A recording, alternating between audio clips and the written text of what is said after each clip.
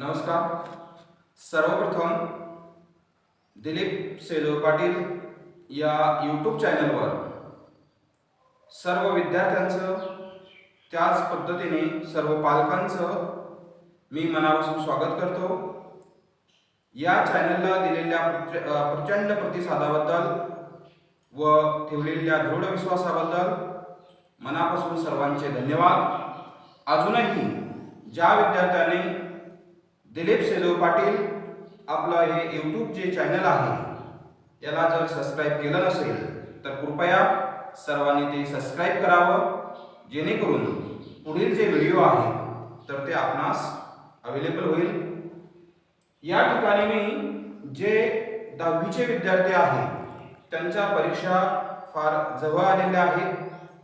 त्यांच्या मतानुसार जे higher topic आहे, डिग्रीचा टॉपिक असेल, त्याचबरोबर डायरेक्ट इनडायरेक्टचा टॉपिक असेल, म्हणजे असे टॉपिक की ज्या टॉपिकवरती एक्झाम्समध्ये प्रश्न असतातच, असे टॉपिक मी अगोदर घेतोय. मला माहिती आहे डायरेक्ट अँड इनडायरेक्ट स्पीच जर आपल्याला शिकायचं असेल तर सर्वप्रथम आपल्याला टेन्स माहिती असणं गरजेचं आहे.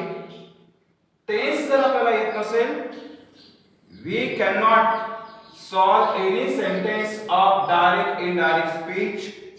That's why I know, but students requirement is, विद्यार्थ्यांची रिक्वायरमेंट आहे जे हायर जे टॉपिक आहे ते अगोदर घ्यावे. त्यामुळे आपण जे हायर टॉपिक आहे तर ते प्रथमतः घेऊया आणि जसं आपल्याला वेळ मिळेल त्या पद्धतीने आपण सर्व टॉपिक कव्हर करण्याचा प्रयत्न करूया. तर विद्यार्थी मित्रांनो, आपण आज डायरेक्ट इनडायरेक्ट स्पीच हा टॉपिक बघतोय. या टॉपिक वरती एक्झाम्स 10वीची आणि 12ची जी काही एक्झाम्स असते तर यावरती प्रश्न असतोच, प्रश्न येतोच. That's why I will say to this topic is most important for the examination. हा टॉपिक अत्यंत महत्त्वाचा आहे. बऱ्याच विद्यार्थ्यांना हा समजत नाहीये. त्याचं कारण because of they don't know about to the rule and regulation of tense. बऱ्याचशा गोष्टी या ठिकाणी आपल्याला माहिती पाहिजे, तेव्हा तो डायरेक्ट इनडायरेक्ट टॉपिक आपल्याला येतोय. डेफिनेटली आज ही जी आपली मेथड्स आहे ही जर आपण वापरली तर कोणत्याही विद्यार्थ्याचं सेंटेन्स हे परीक्षेला चुकणार नाही अशी मी तुम्हाला शाश्वती देतो. We will start the direct indirect speech topic. बघा, direct speech and indirect speech. What is difference of direct speech and indirect speech? Here it is a one person, his name is, त्याचं नाव आहे. For example राज, त्याचं नाव आहे राज, एक person आहे. Second it is a, here it is a another person, we will say, आपण असं म्हणूया की ते परत दुसरा एक व्यक्ती आहे आणि त्याचं नाव आहे राहुल. काय नाव आहे? Rahul. Raj is talking to Rahul and Rahul also talking to Raj. It is a direct speech. जेव्हा व्यक्ती एकमेकांना बोलतोय, जेव्हा व्यक्ती एकमेकाबरोबर बोलतोय म्हणजे राज राहुल बरोबर बोलतोय आणि राहुल राज बरोबर बोलतोय, it is a direct speech. अगदी सोपं आहे. समोरासमोर बोलणे म्हणजेच direct speech. And here it is a Raj and Rahul is speaking to the each other. Here it is a third person, his name, त्याचं नाव आहे, त्याचं नाव म्हणजेच आहे ओम. काय नाव आहे? ओम नाव आहे. त्याचं नाव काय आहे? ओम. आणि राहुल लिसन, राहुल जो आहे तो लिसन. राज थॉट्स, राहुल जो आहे तर तो राजचे विचार ऐकतो आणि जे काही बोललेलं आहे तर तो ओमला जाऊन सांगतो. म्हणजेच या ठिकाणी हे यांचं जे काही कम्युनिकेशन आहे यांच्यामधील दोघांचं communication, this is a indirect speech. बघा, here it is a, I have written when first person and second person. First person Raj, after that Rahul. First person and second person are talking to each other.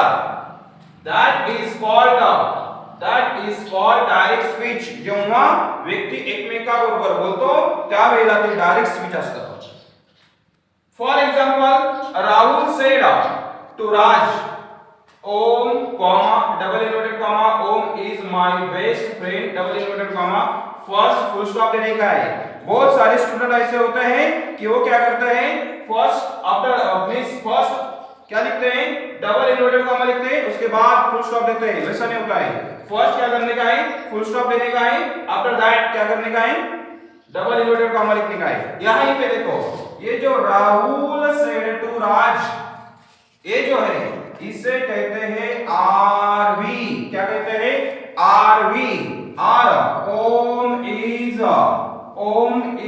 My best friend, इसे कहते हैं आर्यस.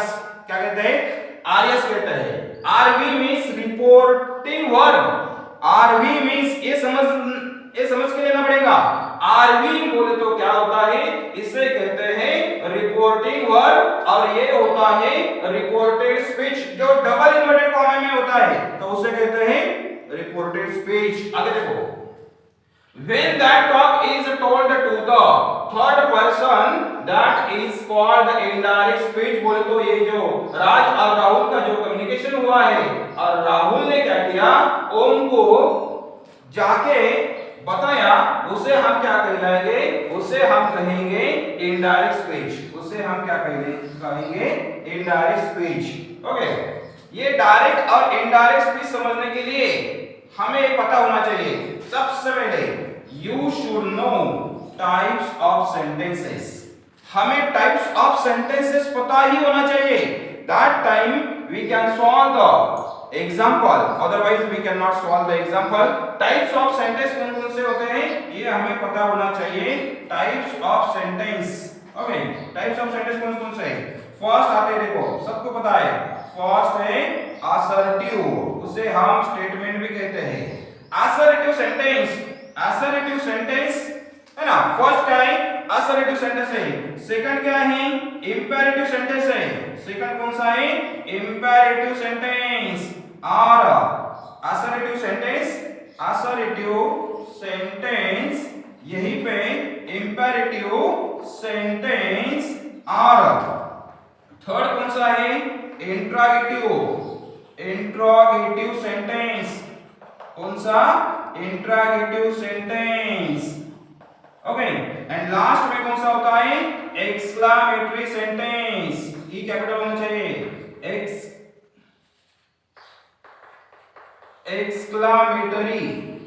exclamatory sentence.